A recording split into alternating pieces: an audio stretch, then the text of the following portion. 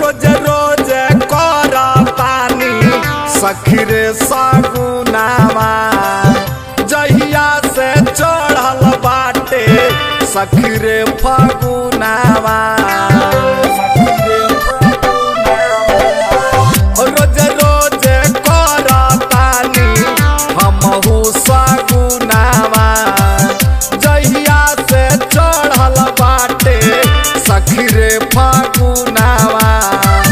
नहीं लागे मानवा हमार रे हमरो बल मुआ सिमक सिपहिया हो करेला देशवा से प्यार हो।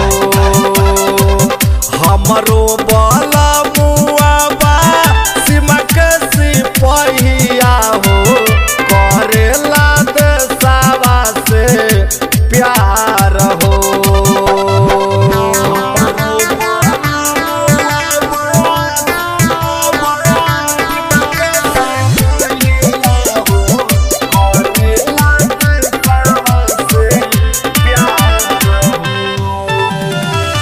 करत लड़ैया बाटे सीमावा पर सैया बाटे खेलल खूनावा से होली हो।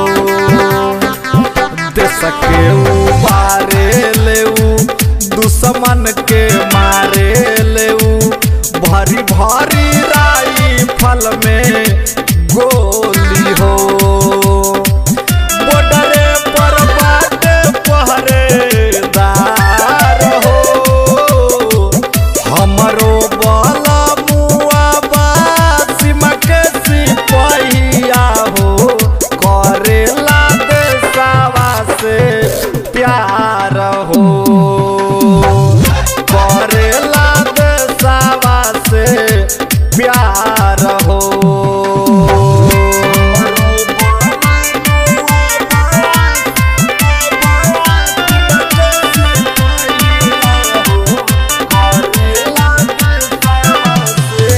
रंग बिना तन सुखे पिया बिना मन हो दिल के समझाई बारंबार हो।